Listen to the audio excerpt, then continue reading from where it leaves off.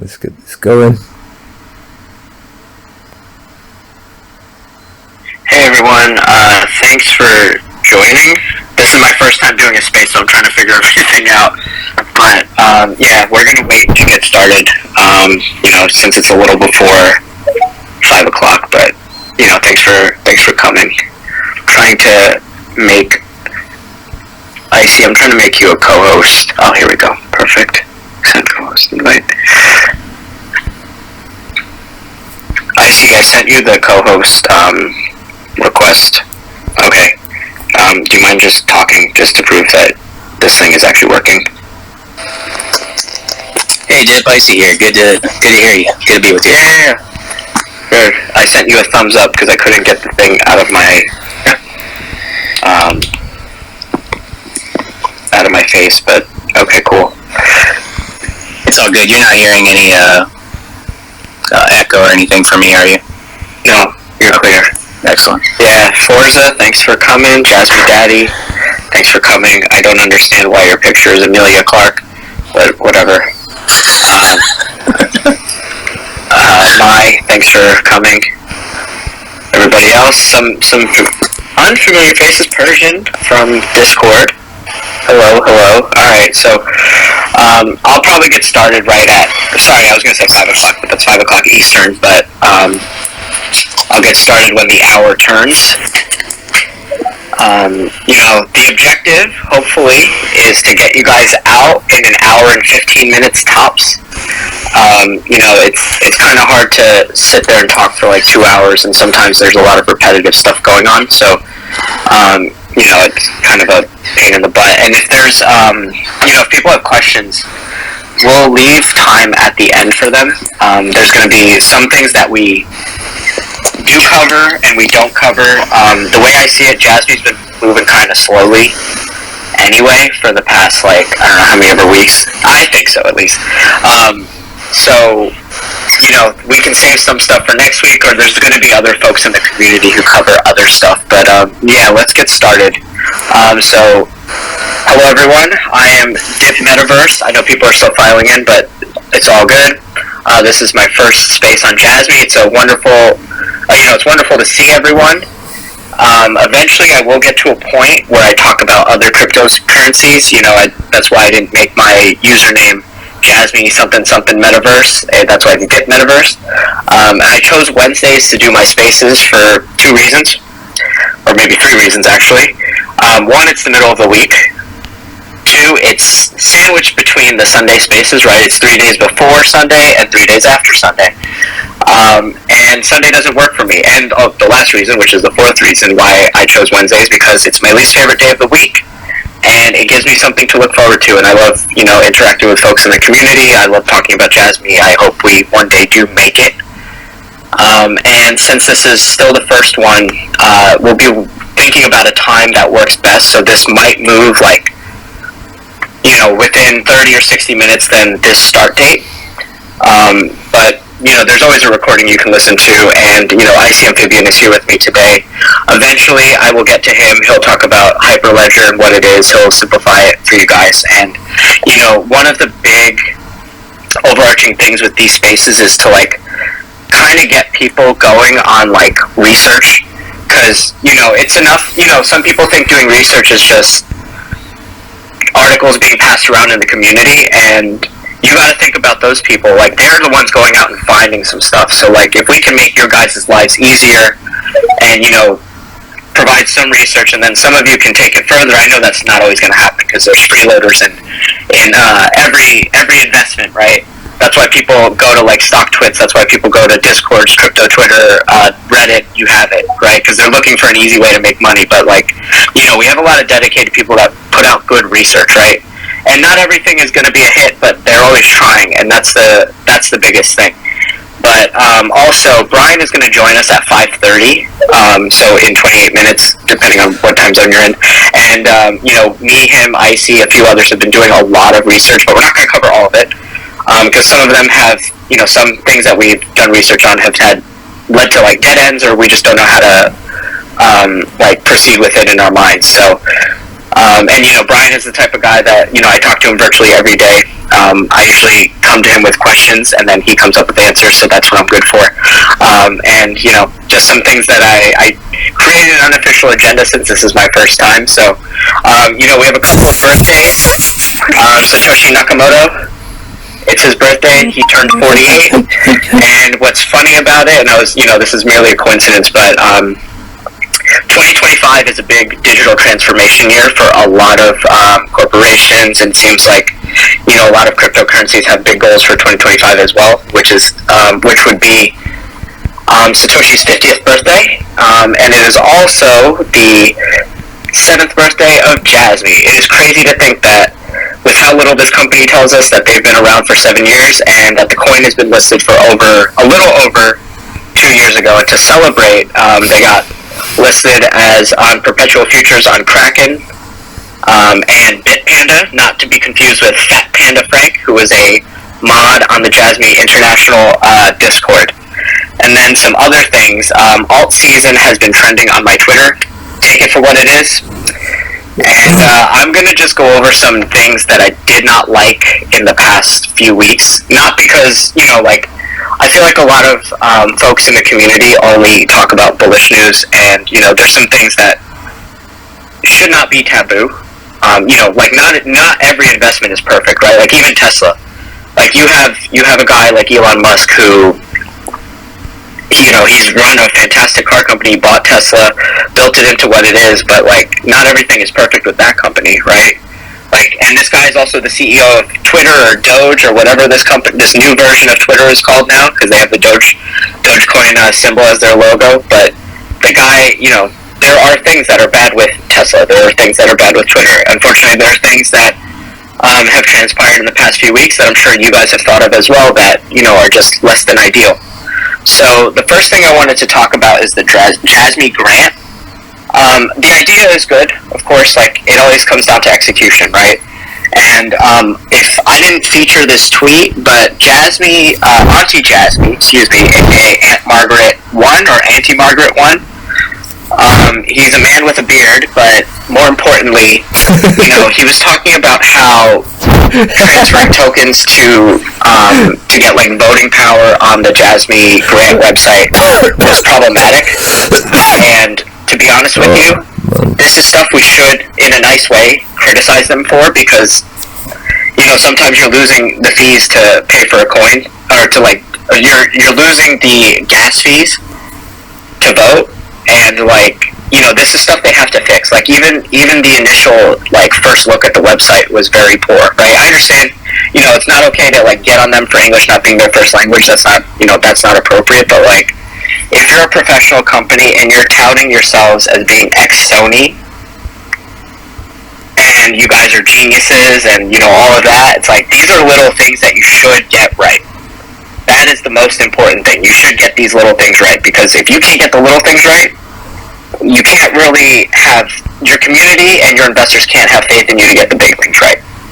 So, that's just some criticism I had. Maybe I was a little too harsh, and also some people say they're not focused on marketing yet. They don't care about retail investors, but at the same time, if you're trying to give away $2 million, you should take it a little more seriously. But again, it's okay to criticize them. Don't be rude. Just, give them feedback that they can actually use. Just don't say, hey, this thing sucks. That's not going to help anybody, right? We should also encourage them to give us a spot to where we can provide feedback, right?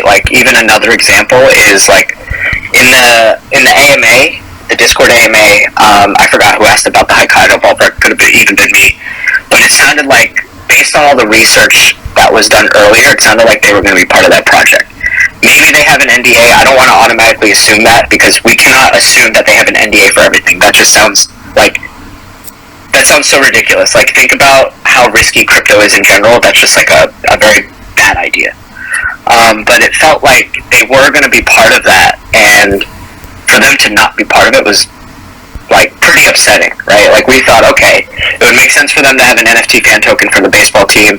It would make sense for them to have the WITS entry exit system for that stadium, and those are little things that they, I think, need to hear. Where if you think about baseball in general, and this has been brought up in spaces in the past as well, like they have, there's like I think 12 to 16 baseball teams in Japan, and baseball is way more popular than soccer. So, you know, the Seigentosu Pen token is great, but like you would get way more users if you did the same exact thing for the baseball teams. I'm sure there's licensing issues, but they have a good law firm for that, so they kind of should be able to like get that done. And like that's a good way to knock out a bunch of those 7 million data lockers that they're aspiring to get. But Icy, did you want to comment on anything on that before I move to the next topic? I did talk a lot. Oh yeah, no, that's fine. You're doing great. Go ahead. Okay. So the next big beef I have is the Jasmy AMAs, which I already touched on. You know, the Discord AMA, shout out to Tycho for doing it, shout out to the other folks in the community for asking questions. You know, it was kind of upsetting to have a bunch of non-answers with the questions we asked. Like, for example, the first question to kick things off was about, like, how they're going to get the 107 million data lockers. Like, you know, we would have taken any sort of breakdown, whether it was by company, by region, by year, right? Like, they're saying by 2026 they're going to get to this goal. Meanwhile, based on the AMA that was done in Discord before that, I think they only had, like, somewhere between 10 and 15,000, I want to say 13,000. So if you do the math, based on the end of 2026, and this is a sobering fact, right? Like, you need to get about 75 to 80,000 data lockers a day to hit that goal. That, to me, is like, holy crap, how is that ever going to happen, right? And I still trust them, you know, and I'm also like, look, they don't have to get all of them for me. They don't need to hit the KPIs entirely, you know, being fully transparent there. Because we've been able to invest at the, like, bare bottom, you know, if you've been DCAing. So the investment return will be great. And I also think, quite frankly, not a lot of people will be here to see it out all the way, right? Like, you'll sell along the way if things turn out positive. So, you know, it's not a big deal. And you might be, if you DCA'd a lot, you might already be on a yacht somewhere anyway to where you don't even care about the KPIs. So, you know, and then, like, just to go back to that question that was asked in the third AMA, they answered it with the Suica chip as opposed to just giving us a straight answer, which I want to say, I would love to believe that they were dropping us a hint, but I also can't, you know, it's kind of naive to think that. But, like, you know, and then, Icy, did you have any comments on that AMA before I move to the next thing? No. Okay, cool. So, I think it was yesterday, I don't know, my days have been blending together, but there was an AMA on Telegram with a technical analysis guy who has a pretty massive following. That lasted 8 minutes. You know, it's good to hear Hara's voice. It's good to know that he speaks English. I'm never going to rag on him for that. I don't think that's appropriate, but I do think that having a Telegram last 8 minutes is not good. And on top of that, they were giving away prizes, which I don't even know if there was enough time. They said there was going to be 5 winners getting a $100 prize each, right? So $500 total being given away. I don't even think 8 minutes was enough time to ask and answer 5 questions. So to me, that was, and I think there may have been a Medium article published on this today. I didn't, quite frankly, I didn't look at it. I just got out of work. But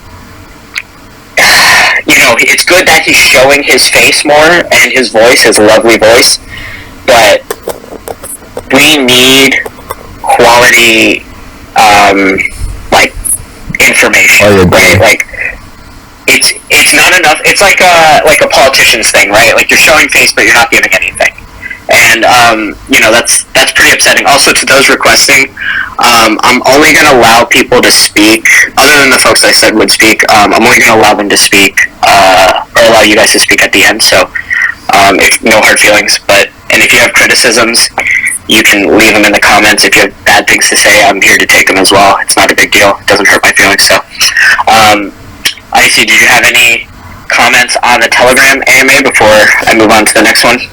I do agree though. No, actually, I didn't even. The Telegram AMA, it wasn't recorded, and I gave you the summary just now if you didn't. So you can save 8 minutes of your time, folks. And now the last one, which I'm a little, I'm not as upset about this, I understand it, is the Carecoin AMA. One, I think they got a late start on it, no big deal, it happens, there's technical issues all the time. But, you know, you had a random influencer hosting, which, like, I don't know, you could have used a random person or a community, maybe somebody in the Carecoin space, I don't know, but it didn't really, she had, like, a decent amount of followers, but her engagement is really poor for each of her posts. So it was kind of like maybe she paid for followers, whatever. But and I also felt like that AMA could have been more about Carecoin because, you know, Jasmy is relatively more well established, whereas Carecoin was just starting up.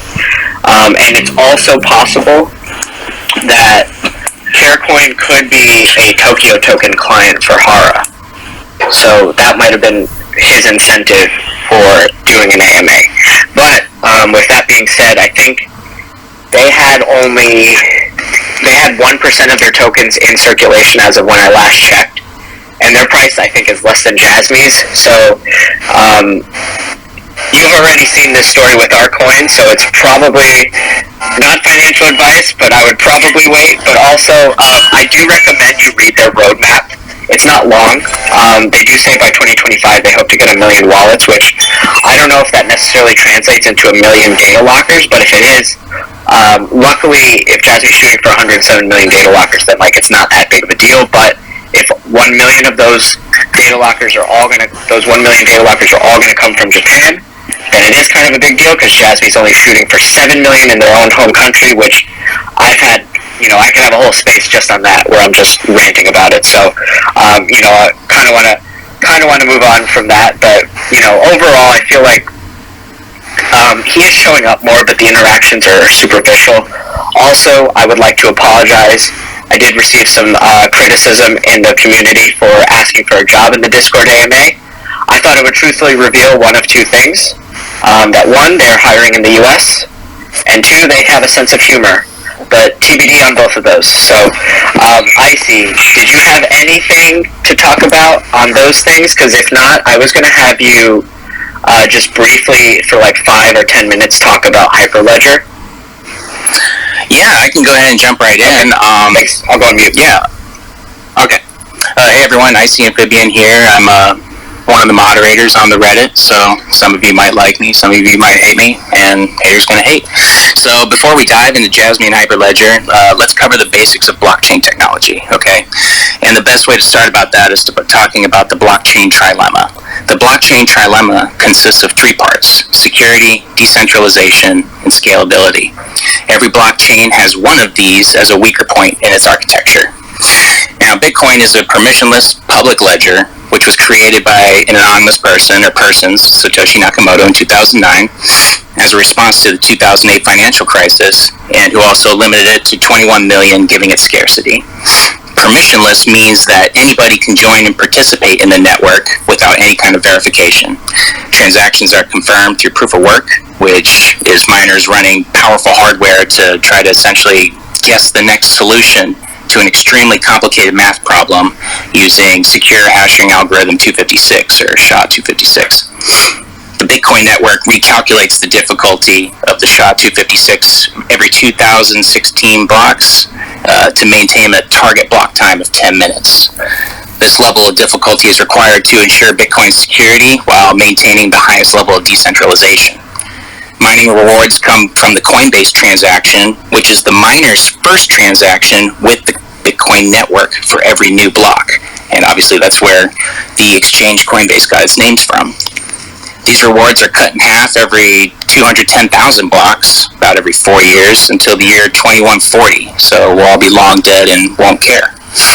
With the transactions per second TPS of 7, Bitcoin is slow, energy intensive, and the most secure and most decentralized blockchain network. I highly recommend checking out the Satoshi Nakamoto Institute, where you can find all the best information on Bitcoin, including Satoshi's emails at nakamotoinstitute.org. I'll go ahead and I'll post a comment in this Twitter space with all the links that I'll cover. So next, let's move on to Ethereum. It's another permissionless public ledger, but with multiple key differences from Bitcoin. It raised $2.2 million through an ICO in 2014 as its first smart contract platform. Last year, Ethereum changed from proof of work to proof of stake. This means that there are no more miners on the Ethereum network to confirm transactions, and instead we have validators who stake 32 ETH to operate a full node and risk having their stake slashed if they operate maliciously. Changing to proof of stake reduced Ethereum's energy usage by 99%, but it did not solve the gas fee problems. Ethereum's gas price is dynamic, which means the higher demand for transactions, the higher the cost of gas to pay for validating those transactions. Ethereum is working on sharding solutions to increase computational efficiency, but it still relies on its layer 2 tokens for scalability, which many argue increases the centralization risks on Ethereum network. Ethereum's approximate TPS for today is about 29. It is important to note that Ethereum is not limited, but the new tokenomics after changing to proof of stake has made it slightly deflationary, which is why many Ethereum maxis call it ultrasound money, which is a playing off of Bitcoin's description of being sound money. I think that's why Jasmy has her own blockchain. Just recommend going to ethereum.org, and then you can look at all the developer documents. Okay, now let's finally move on to Hyperledger. Hyperledger is not a blockchain, nor is it a cryptocurrency. It is an open source, collaborative effort to build cross-industry blockchain technologies and is hosted by the Linux Foundation, which founded Hyperledger in 2015 and formed its first founding members, including IBM, in February 2016, just a few months before Jasmy was founded on this day, April 2016. There are multiple Hyperledger projects, graduated and incubating. The graduated Hyperledger projects include Aries, Besu, Fabric, Indy, Iroha, and Sawtooth. CFO Hara has confirmed that they are building on Hyperledger Fabric utilizing the PlugNet toolkit that they bought the license from Centrality. So that's what I'm going to focus on today. But I will mention that Hyperledger Iroha has caught my eye because it is a project inspired by Fabric architecture, built in Japan, and for IoT purposes. But I'm going to need more time to dive into that, and I'll write a report if I think it's relevant to Jasmy.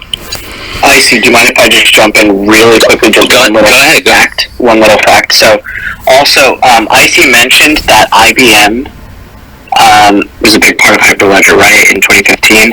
And if you just Google IBM data democracy, some of their language is similar to that of Jasmy's. I'm not saying it's definite that they're working with that Jasmy and IBM are working together, but if you do think about the connections that Jasmy should have,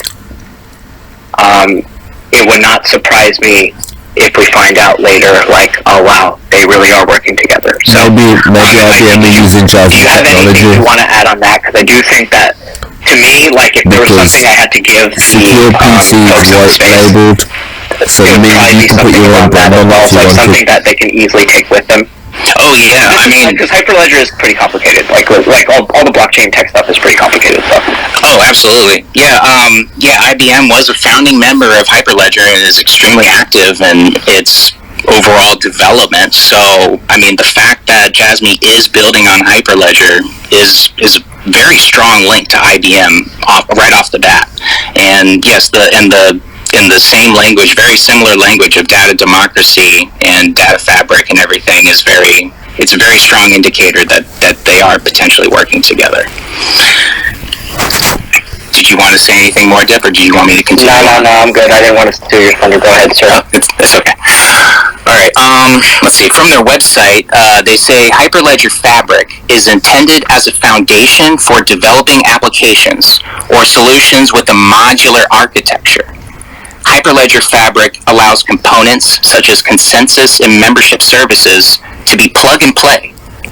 Its modular and versatile design satisfies a broad range of industry use cases. It offers a unique approach to consensus that enables performance at scale while preserving privacy. Now, Hyperledger Fabric can easily top 1,000 transactions per second, and I just saw a recent blog post claiming that they saw over 3,500. Fabric preserves privacy by using channels. Channels are private subnets of communication between two or more specific network members for the purpose of conducting private and confidential transactions. That's how you're going to be able to sell your data to interested parties while maintaining your privacy. Now, this right away just makes sense for Jasmy. This is a permissioned network of networks, they call it. That is designed to be enterprise focused, which means that they need speed, efficiency, and scalability to operate, and they need all that immediately. It's not something that they can just increase scalability later on like Ethereum's trying to do.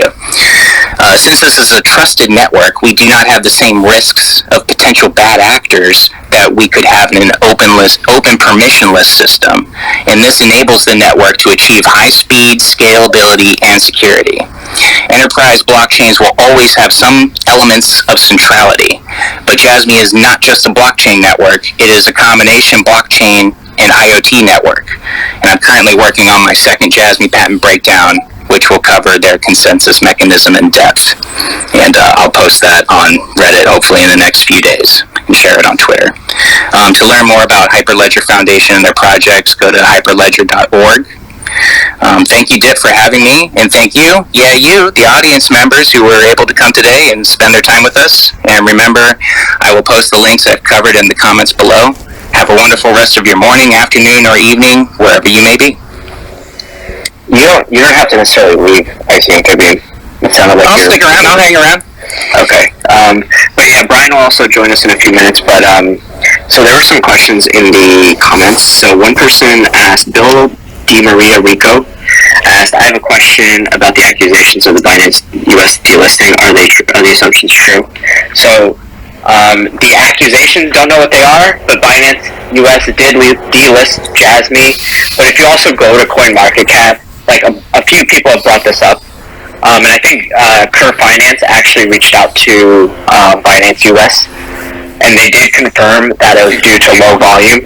And if you think about it, in the United States, I don't know how many of you are American. I'm just going to assume maybe half of you are that are listening. But if you wanted to buy Jasmy, you could have bought it on Coinbase like months ahead. I think Coinbase listed Jasmy in October 2021, and then Binance US listed Jasmy in May 2022. So at that point, like, there was enough time for you to, if you wanted Jasmy, you would have already gotten it by now on Coinbase. So the low volume thing does make sense, but at the same time, it's like, it stinks at first. At first, when I read the news, I was like, oh man, like, this is really bad. But it's like, look, if they're not, like, let's say they weren't using Coinbase at all, and they got delisted from it, it's like, okay, the names, it stinks to get delisted from a big name like that, but if you're not being used or bought or sold on that platform, then it really doesn't impact your business at all, right? Like, you got to think about it in terms of practicality. So to me, it's not a big deal. Yeah, at first it might sting, but Jasmy's on probably like 70 exchanges by now, and liquidity is definitely not an issue for them. And I didn't share this with anyone, but I do like a lot of volume analysis on coins in my spare time, like a lot of spreadsheet stuff, because now I don't have to look at really circulating supply, right? Because there's only a 30 million coin wallet left, and then there's the 2.4 billion incentive tokens.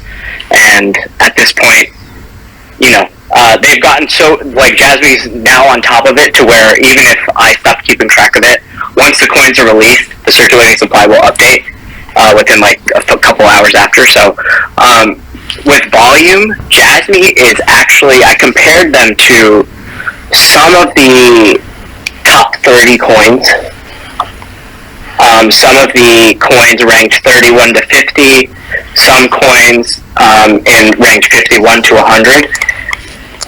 They do more volume than a lot of these other coins. I'm not going to say than all of them, right? Like, if you're looking at the top coins, there are times where they'll, like, Jasmy will hold their own in terms of volume, but they'll, on a volume basis, they'll outperform a lot of the back half of the top 100, right? So 51 coins range 51 to 100. So like, if they lost an exchange, it's like, okay, big whoop.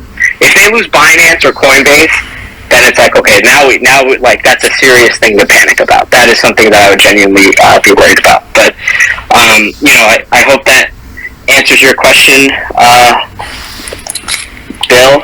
I think you're still here, so if it doesn't, just leave another comment or we can answer it at the end of the call. But there's one more question. So since we have Jasmy in many exchanges, both decentralized and centralized exchanges, where should holders keep their Jasmy? That's up to you, but I personally keep some coins on exchange. I keep a very small amount, and then I keep the rest on a couple of ledger wallets. I've also diversified from Jasmy too, like a decent amount. So I've run out of space on one of my ledgers. But after a certain point, when my coins on exchange build up to an amount that scares me, like the way I answer this, or the way I think about it is like, if I would feel a lot of pain losing these tokens, that is what will determine if I send them off to my ledger wallet. That to me, that kind of just makes sense, right? Like if I lost like a week's worth of a DCA, then I'm like, okay, whatever. Not the end of the world. It stinks, but not the end of the world. So, Icy, did you have anything you wanted to add on either of those? Sorry. Yeah, as far as Binance US, I mean, who even knows if Binance US is going to be around in a year or two, like, I'm not concerned with Binance US. Exactly what you said. If we were seeing a potential delisting on a major platform in the United States like Coinbase, then yeah, that would freak me out. And even Gary Gensler says not your keys, not your crypto. So if the only sure way to hold a coin or token is to get it on a hard wallet, and Ledger's great. I also have a Ledger. There's other ones as well. And if you always do test transactions, always do test transactions. Don't just try sending all of your Jasmy or all of your Bitcoin or whatever to an address and just cross your fingers and hope you did the right thing. Always do test transactions. That's what I recommend. Yeah, like you don't ape into any coins. Don't ape into any transactions as well, or transfers. But Brian's here, so this is actually perfect timing. Hey Brian, how are you? Hey Brian. Hey, what's up guys? Can you hear me okay? Yeah, it's alright. Oh yeah. So I pretty much covered a lot of stuff that I wanted to cover. Was there any research that we have gone over in the past? I don't know. Like we've talked a lot in the past couple weeks. Is there any research that you wanted to go over? Just to catch you up really quickly, we went over Hyperledger. We went over the two exchanges today. We went over my distaste for the AMAs that happened the past couple weeks, and then what was the other thing? And just like the Jasmy grant stuff and how it's like it could look better. But is there anything you wanted to talk about? Yeah, I've got several things, and again, let me know if my voice isn't coming in clear. Instead of Dick taking a walk on Spaces, Brian's taking a drive, and I'll try not to run into any deer.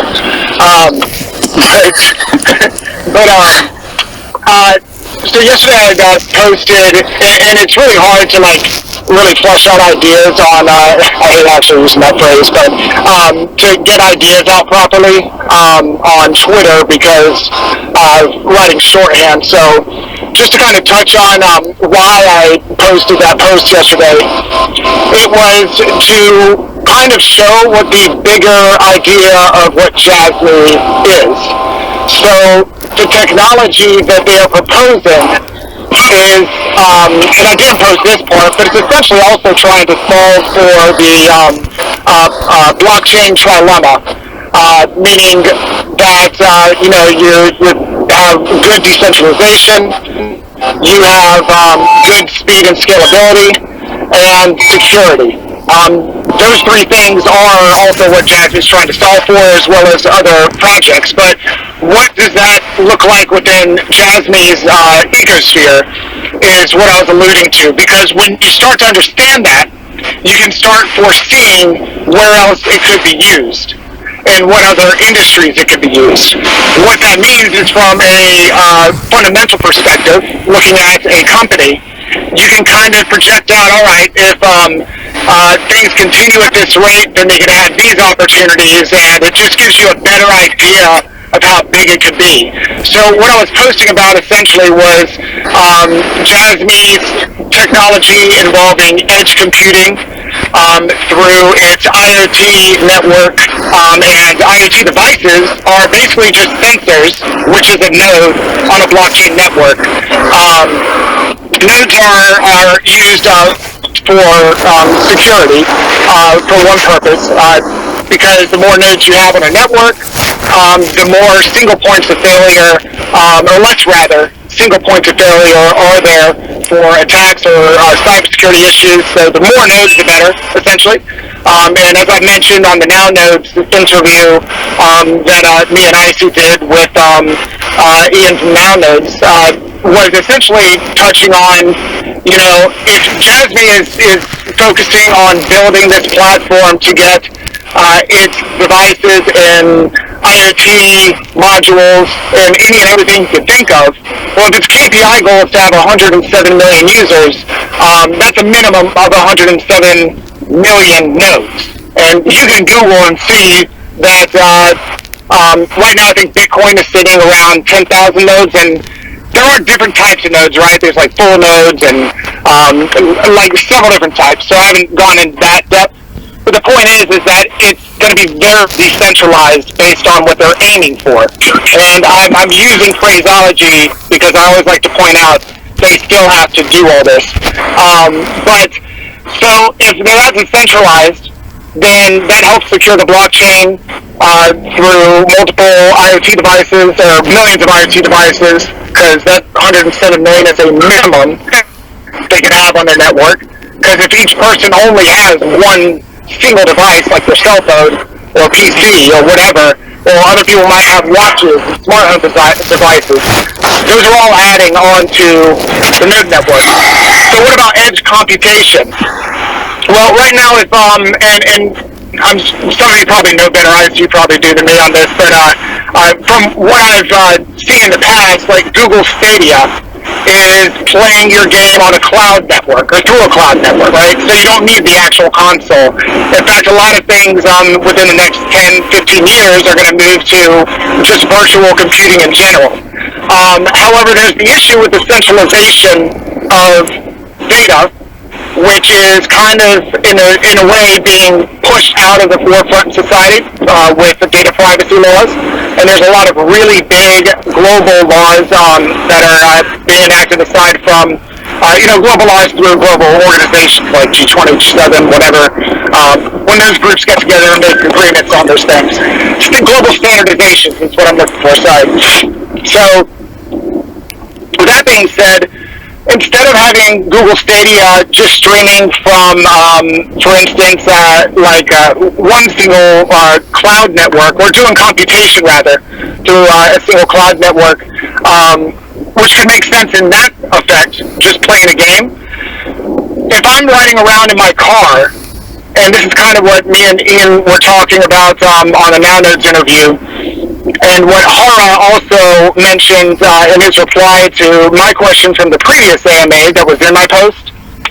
Well, latency is a big issue, right? Like if I have to send my, I'm sorry for the car clicker. If I have to send my, if my data has to go from my car to a satellite or a relay station, up to a satellite, back down, back to me, well, that's latency. That takes time for that to happen.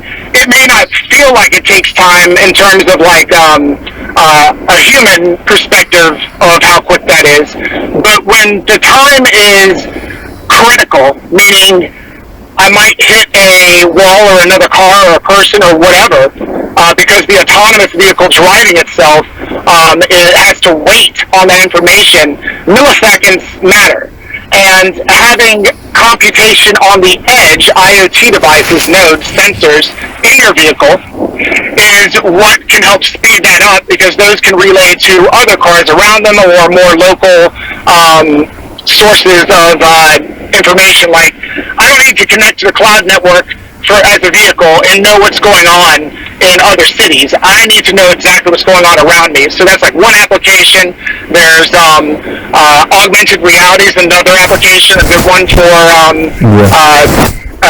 edge computing, to get those types of computations done on the edge. And if those of you aren't aware, just in the layman's terms, edge means devices that connect to the internet that are essentially at a person's touch. Like, they're the closest things to a human that are connected to an internet, essentially. And those things collect and transmit data, whatever it is. A fax machine technically could be argued to be an IoT device because it collects data and it's connected to the internet. So, and it's on the edge, meaning it's what we as humans interact with basically directly. So, having edge devices do computation through distributed networks can make quicker and seamless computations versus having latency through transmitting to various different types of like satellite networks, whatever it might be, like what Sony kind of recently started with their whole relay stations on the ground. But on top of that, it doesn't have to just be used for computation like vehicles or augmented reality or industry. It can also be used for research. Like, if you need a lot of computational power, utilizing edge IoT devices through distributed computation can give you significant multiples in how much computation you're able to do. So I think honestly, if you don't mind touching on it, because I know that you had mentioned to me before about how you had set up folding at home on your friend's PS3 back in the day. Yeah, that was a long time ago, but yeah, I remember I was actually just thinking about that in my head. Yeah, so folding at home, I forget when that started, but yeah, that was my first experience of distributed computing. Just imagine like being able to donate some of your computing power to help fold proteins and help scientists learn stuff, you know. So my first time interacting with folding at home, we actually put it on our family PC, and then it wasn't until later that they gave the option to donate some of your PlayStation 3 power to folding at home. So yeah, this that general concept of taking a computing load, and just spreading it out as much as you can to multiple ends. That way, the computation could be done faster. Just like an army of ants. It's, you know, one ant's pretty strong. It can lift up many times its body weight, but you know, a bunch of ants together can get a lot of stuff done. Yeah, well said. And good example.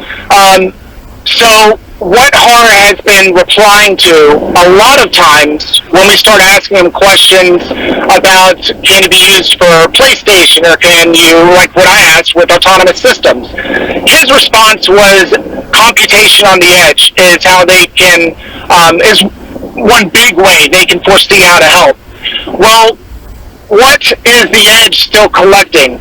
It's still collecting data that needs to be secured, irregardless if Jasmy is utilizing its future potential IoT network of millions of devices through everything from smart home appliances, smartwatches, phones, PCs, hopefully vehicles. I'd love to see them be able to get into that, aside from just being used in like taxis to protect your data for transactions or provide advertisements and stuff like that. I would want them to have their ecosystem connected to like the Afila car that Sony announced that has, I think it was like well over 40 external camera sensors. Those camera sensors could, and I don't know the exact architecture of how they're developing it, but theoretically, they could all be considered IoT devices. They could all be considered to be a part of distributed computation. So when you have, let's say that if Jasmy hits their KPI goal of 107 million users, And say by that time, the average user has 5 to 10 nodes each on them, and just spread out. Some people might have 1, some people might have 30, some people might have way more than that, depending on, I guess their quality of life, essentially. But having billions of nodes running distributed computations leverages a lot more than just collecting data too, because you can also, and I don't know how their business model would propose to do it, or maybe I don't remember reading it, but theoretically, if a research team wanted to utilize some of that computational power, like folding at home, like they did with the PS3 back in the day for a few years, then they could either, I don't know if Jasmy would charge them or lend them out, kind of the way that NowNodes does in a way, ish, or how exactly that would work. But it just opens up even more possibilities. So you got to remember that we're not investing in Jasmy Co.Limited. We are supporting it, but we're just literally investing in the coin we bought on a centralized exchange, hoping for capital gains, right?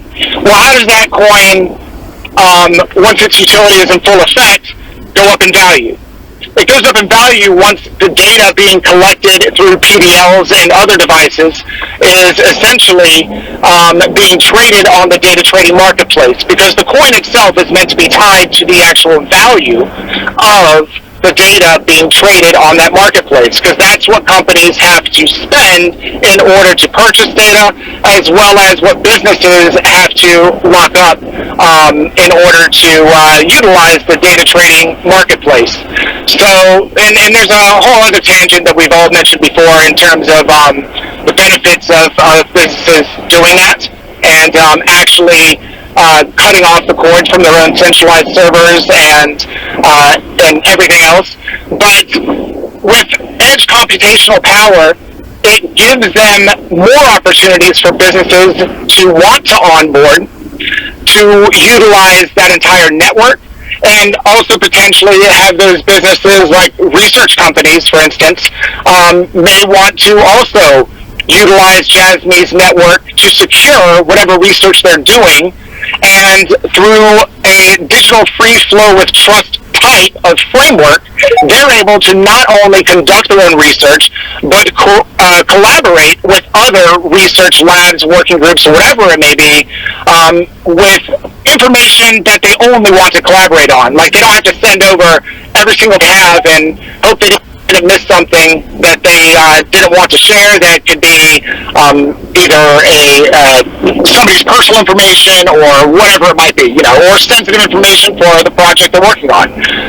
So this whole concept of data free flow of trust and the digital age of data trading marketplaces is what Society 5.0 and what Jasmy's entire mission is about, is decentralizing all of the user data from businesses and everything else, putting that user data back into the hands of each individual, so localizing the data to the users themselves, and also utilizing, obviously, blockchain technology in combination with distributed IoT networks and artificial intelligence to secure all of that.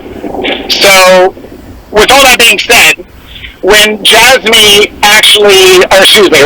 when Sony did their Sony CES, that entire CES demonstration that Sony did in January, which I have attached to thread 13 of 13 is down there. I believe it was that one. Either way, you'll see it.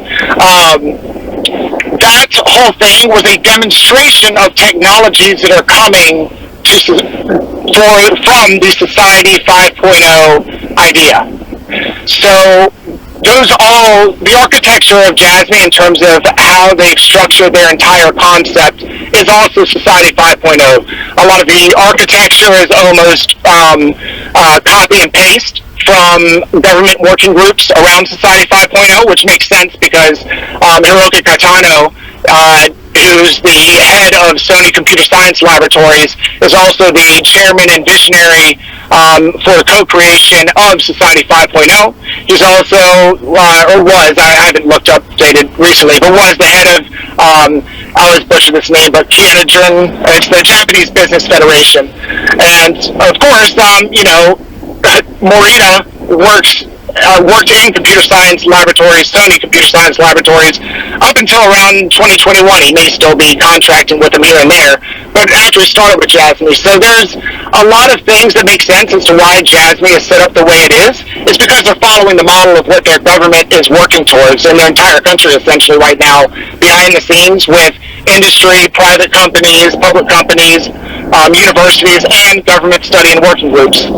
So if they can actually pull off the whole concept within the next couple of years, launch their platform, get the roadmap this year out, get the PDL test done, the AI test done, get the National Carbon Consortium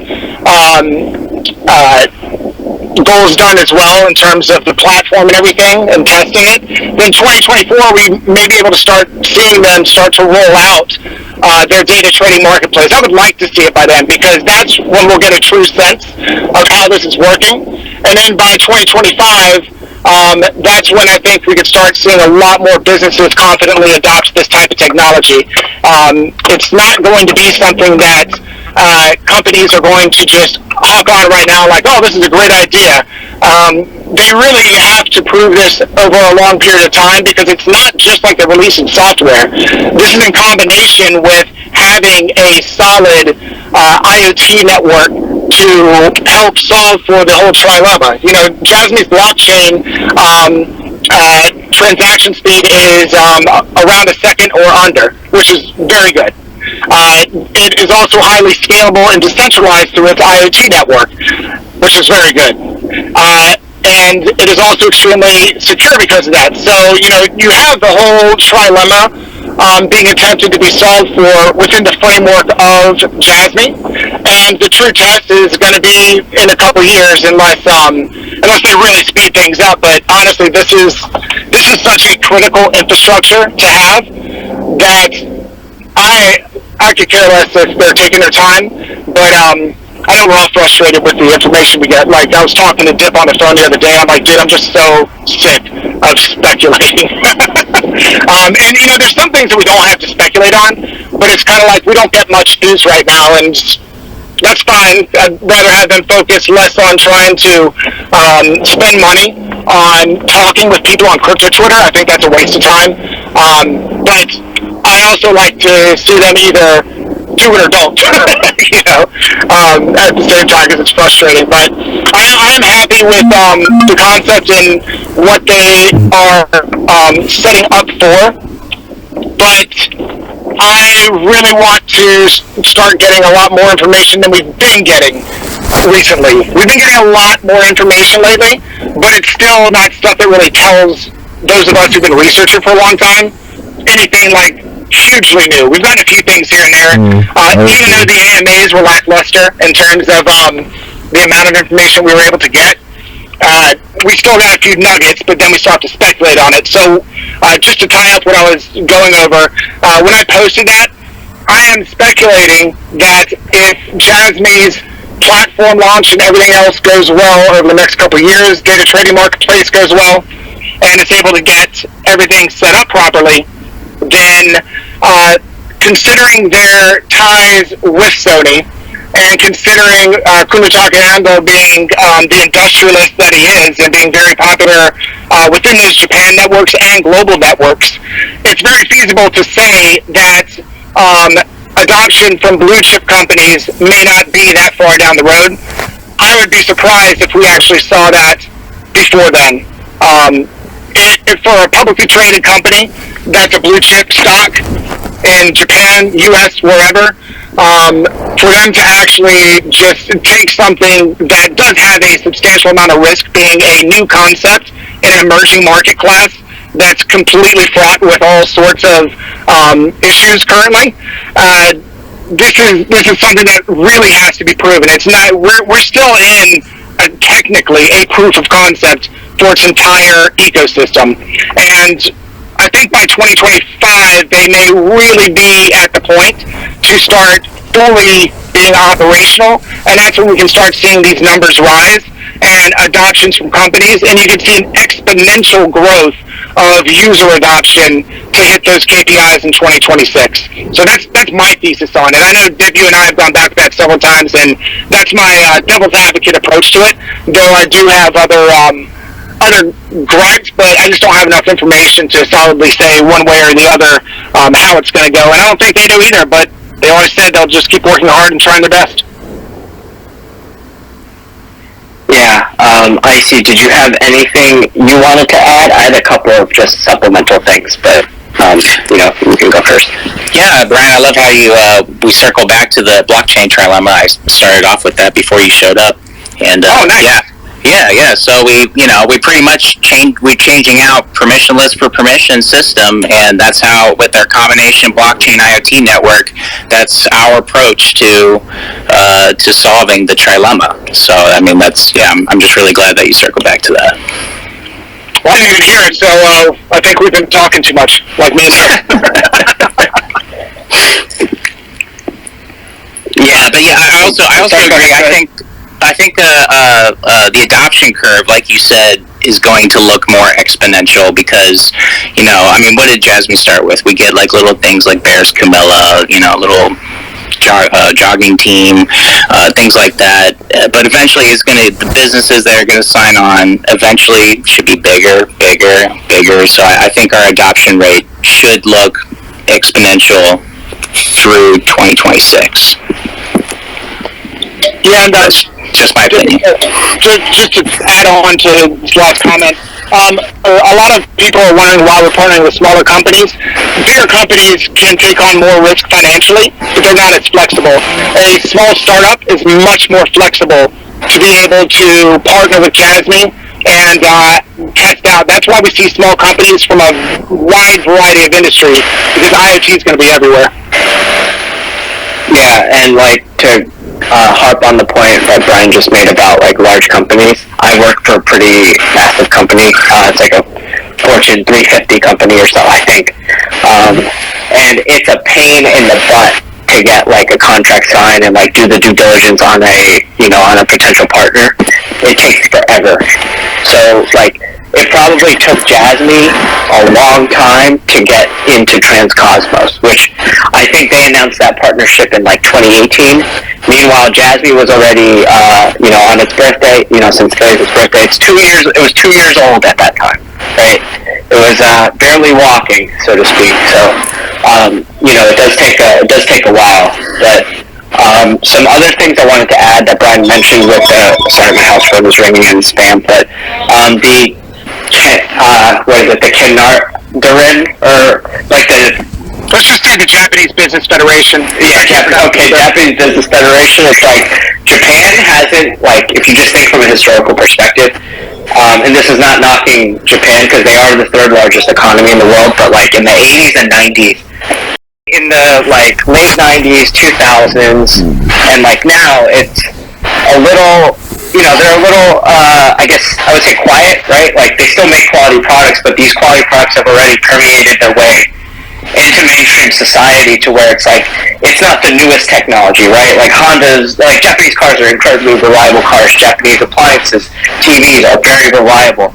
But, think of how flooded the TV market is. Think of how flooded the car market is. Think of how, the standards for automobiles have just improved over the years to where, now it's just table stakes to be at a certain standard, right? Where Japan set those standards early on.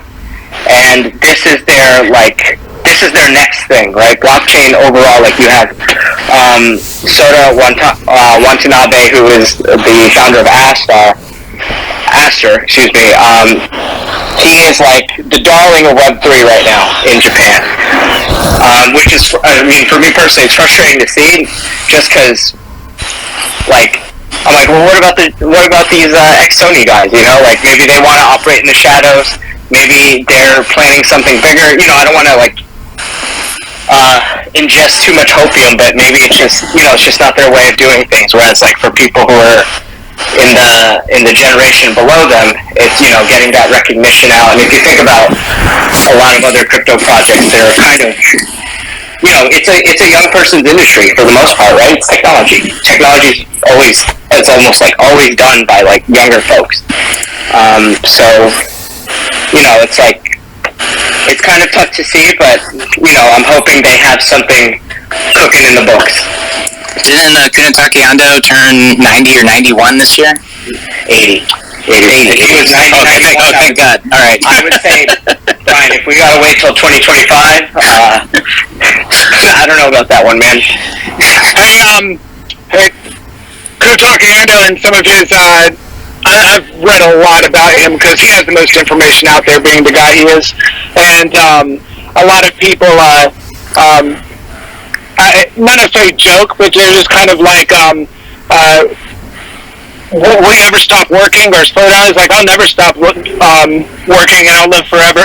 Like, in a jovial sense. Like, that's his mentality, is he's like, there'll be a time to quit. So one of the better things to be, the older you get, is to be mentally active. And this guy's about as mentally active as you can get at that age, I believe, with what he's still doing. And but I also know that in regards to like having a huge presence out there as Jasmy, and I'm not saying I believe this 100%, but my devil's advocate to wanting Jasmy to be on the global stage presence the way that Watanabe of Aster is kind of not their approach. And I brought this up before, but they like kind of mentioned in the last AMA, he wants to be a licensing company, right? Well, Amazon Web Services is a part of Amazon. Everyone knows what Amazon is. I can ask almost anybody of any demographic in America what Amazon is, and they'll immediately think of the store or Amazon Prime, right? Like, they know that brand. They know what that does. If I'm like, yeah, but can you explain to me Amazon Web Services? And they're like, I don't know, do they do web pages? Like, you'll get a lot of responses like that. I'm like, no, it's cloud networks. And they're like, you mean the stuff where my picture goes? And there's no way to even, like, if I asked my mom what Kubernetes is, she's going to be like, is that a person from Star Trek? Like, it's a very technical aspect, and there's a reason for it. It's because consumers utilize Amazon Web Services through businesses that actually license it, or whatever the product is, you know what I mean? So, it doesn't have to be Amazon Web Services. Jasmy wants to be a licensing company. Companies that license from Jasmy bring their users with them. We probably would not even know about Jasmy at all if it wasn't for the fact of their cryptocurrency being a main utility for their data trading marketplace. Because that happened, or is part of their plan, and because of the retail explosion into trading, the same month that they launched their coin, which you couldn't have predicted, except for Wall Street Bets with AMC and GME. But because of all that happening, it's like, all right, well, how much do they even plan on devoting in terms of resources to promote themselves to retail consumers who just want to cheat into Jasmy coin and hope for like a pump, like instantly, They're designing something bigger, and when they can finally get the platform to a point that is suitable for companies to onboard and license, that's when you're going to see user adoption, because those companies are bringing their users with them. That's the whole concept. So it's like, I would rather see them devote their resources to something that's going to make that happen so that the project can fulfill its KPIs versus wasting marketing resources on having someone be the face on crypto Twitter. Would it take up that much time? I mean, Watanabe is a very busy man in the same aspects, but, I don't think that was Jasmy's intention, and I think it got away from them in the beginning because they didn't even have an account outside of Jasmy League and Jasmy management of a person like being a face until Hara created his Twitter handle in April of the same year that their coin launched a few months later. So it's frustrating for sure to not have like constant info and everything else, and sometimes scary as an investor from a single person. The way they give out information is kind of no different than a lot of Sony group members operate. It's like they'll post when they have announcements. Oh, Brian, you're cutting out. Actually, at the same time. You cut out for the last 5-10 seconds. Yeah, sorry. Either way, I was just saying, the way they're doing their advertisement as a business and in Japan and marketing everything is the same way that a Sony group member typically does. Like from what I've seen from press releases, all that stuff in Japan, they do a lot more news press releases in Japan, as well as in-person interviews and stuff like that. It's just really hard for it to pick up here because none of that's in English. You have to really search for it in katakana and kanji and Japanese text, etc. Yeah, and I've always been suggesting to Brian that he show the community how he does what he does. He's pretty good at it. He finds a lot of information. And one thing I wanted to add with something that I think was Brian mentioned before this last thing that he said with Jasmy, also with we were talking about large partnerships and they might build up to that. It's also possible that a lot of these companies that Jasmy may quote unquote work with may just be customers as well, or maybe just data suppliers.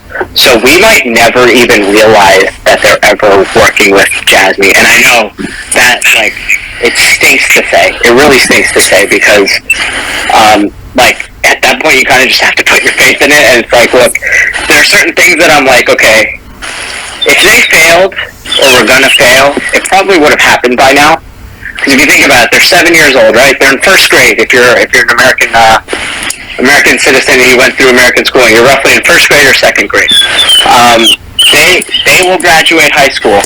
They will go off to a good college. But I feel like at this point, it's they did raise $200 million in the early part of 2021 as well, from I think 6 VC firms. So and if they're able to give out $2 million for grants, which these projects, they might be good, they might not be good, but it seems like it's not a major issue, so they might not be strapped for cash, so that's good. So that means they can outlast any of this. And honestly, maybe this is me being naive, but I think the worst of the bear market in crypto is over. I think the worst of the whatever economic mishaps we've had is pretty much over. I understand, there's some countries colluding to not use the US dollar, which is fine. I mean, that just shows you cash is trash anyway, and you might as well invest in some sort of crypto. No, not financial advice, but hey, even Dogecoin sounds sexier than the US dollar at this time. So, is there anything you guys wanted to talk about? I know the time went by really fast, and I wanted to be respectful of people's time, and there were some questions in the comments, but I'm happy to go till 6:30, for 20 more minutes, but I do want to get people in and out. So I guess before I forget, I don't know if for those who didn't see my post, I finally got a response from Jeff McDonald, who is the founder of Auto Blockchain, and I've been pressing them ever since I got the Hyperledger response from Hara in the third AMA on the Jasmy International Discord. He finally responded to my question, and he said that it is possible to make them interoperable, being Jasmy Network and Centrality Network blockchains, which includes Auto, Root, Sens, and all that, Asto, which Masanobu Yoshida is an advisor for, the MY and Jasmy, so that's still a possibility. So I'm hopeful on that. And just to keep in mind, also, we purchased the PlugNet toolkit and the license to use it from Centrality. So all that work that went into developing those toolkits are now being used as modular plugins in Hyperledger. So very cool. And one thing to one thing to add with the McDonald connection with Jasmy and some of those folks, it runs pretty deep. And I think I was talking to Icy the other day. Which company is it where that is half New Zealand, half Japanese? It's like Centrality itself. Yeah, it's like, yeah, you look at the org chart and half of them are Japanese. Yeah, and it would also be, and this is the conspiracy